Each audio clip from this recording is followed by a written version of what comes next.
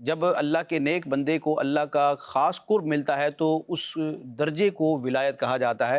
ولی کون ہوتا ہے؟ قرب خاص پانے والا۔ اور جب صدیق اکبر رضی اللہ تعالیٰ عنہ کو جب تمام نبیوں اور رسولوں کے بعد ہم نے علی الاطلاق افضل مانا تو افضلیت مطلقہ کا مطلب کیا ہے اور افضلیت مطلقہ کس اعتبار سے ہے؟ تو امام اہل سنت نے بنیادی طور پر اس کی دو صورتیں ذکر کی ہیں، کثرت ثواب اور قرب رب ارباب۔ یعنی کثرت ثواب کے ساتھ ساتھ رب تبارک و تعالیٰ کا قرب جس کو زیادہ حاصل ہوگا وہ افضل ہوگا رب کی بارگاہ میں۔ تو سارے نبیوں اور رسولوں کے بعد سب سے زیادہ قرب الہی جس ہستی کو ملا ہے وہ جناب صدیق اکبر رضی اللہ تعالیٰ عنہ ہیں۔ تو جب نبیوں اور رسولوں کے بعد ان کو ہم نے سب سے افضل مان لیا تو ان کو سب سے بڑا ولی بھی مان لیا۔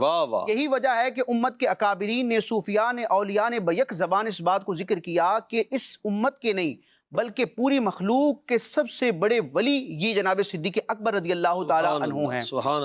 محسن بھائی، ایک اصول ہے اور ایک قاعدہ ہے کہ نبی کریم علیہ السلام جس طرح دیگر انبیاء سے افضل، اسی طرح آپ کی امت دیگر امتوں سے افضل۔ جس طرح قرآن آپ علیہ السلام کے سینہ دھر پر نازل ہونے والی کتاب پچھلی تمام آسمانی کتابوں سے افضل، تو اسی طرح نبی کریم علیہ السلام کی امت کے اولیاء، اولیاء محمدیین پچھلی تمام امتوں کے اولیاء سے افضل ہیں۔ تو اب اعلیٰ حضرت امام علیہ سنت نے فتاوی رضویہ شریف میں جا بجا جب صدیق اکبر رضی اللہ تعالیٰ عنہ کا ذکر خیر فرمایا تو آپ کے لیے ایک ٹائٹل استعمال کیا، اور یہی ٹائٹل امام عبد الوہاب شعرانی رحمۃ اللہ تعالیٰ علیہ نے اپنی کتاب الیواقیت والجواہر میں بھی ذکر کیا کہ صدیق اکبر کون ہیں؟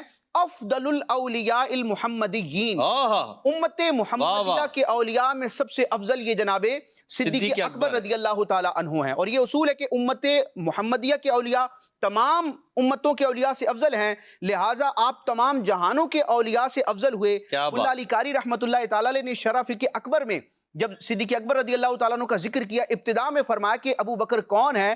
فرمایا افضل الاولیاء من الاولین والآخرین، تمام اولین آخرین یعنی نبیوں اور رسولوں کے بعد سب سے بڑا جس کو ولایت کا درجہ ملا ہے، سب سے کائنات کے افضل ولی یہ جناب صدیق اکبر رضی اللہ تعالیٰ عنہ ہیں۔ پھر آپ دیکھیں داتا گنج بخش علی حجویری رحمۃ اللہ تعالیٰ نے اپنی مشہور زمانہ اور شورۂ آفاق تصنیف کشف المعجوب میں جب تصوف کے باب میں سب سے پہلے صوفی کا ذکر کرنا چاہا تو سب سے پہلے جناب صدیق اکبر رضی اللہ تعالیٰ عنہ کا ذکر فرمایا، اور یہ صرف محض اتفاق نہیں تھا بلکہ آپ نے اس بات کی صراحت بھی فرمائی کہ صدیق اکبر کون ہیں؟ یہ نبیوں رسولوں کے بعد شیخ الاسلام ہیں اور امام اہل طریقت ہیں۔ یعنی جو اولیاء کا ایک سلسلہ ہوتا ہے راہ سلوک کا، تو ان تمام اولیاء راہ سلوک پہ چلنے والوں کے اہل طریقت کے یہ امام اور پیشوا ہیں۔ اور داتا صاحب فرماتے ہیں کہ نبیوں اور رسولوں کے بعد کسی کے لیے یہ زیب نہیں ہے کہ وہ صدیق اکبر رضی اللہ تعالیٰ عنہ سے آگے قدم رکھ سکے۔ اور آپ فرماتے کہ اگر تم نے حقیقی صوفی دیکھنا ہو نا تو جناب صدیق اکبر رضی اللہ تعالیٰ عنہ۔ اب داتا صاحب نے یہاں پر ایک شعر ذکر کیا کہ ان صفا صفت الصدیق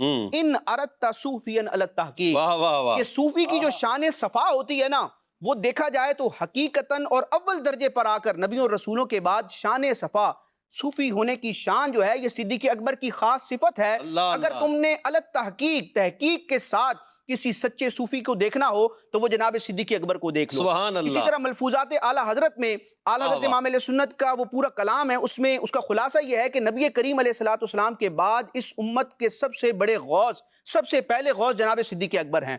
پھر امام ابن عابدین شامی رحمۃ اللہ تعالیٰ علیہ نے رسائل ابن عابدین میں جب اولیاء کی اقسام ذکر کی اور ان میں اقطاب کا ذکر کیا، کتب ایک خاص قسم ہوتی ہے ولیوں کی، تو امام شامی رحمۃ اللہ تعالیٰ علیہ نے، علامہ شامی نے فرمایا کہ نبی کریم علیہ السلام کے بعد اس امت کے پہلے کتب جناب صدیق اکبر جو افضل الاولیاء المحمدیین ہیں، جو افضل الاولیاء من الاولین والآخرین ہیں، جو اعظم الاولیاء ہیں، افضل الاولیاء ہیں، امام اہل طریقت ہیں، تو وہی ولی اکبر ہے۔ سبحان اللہ، کیا بات!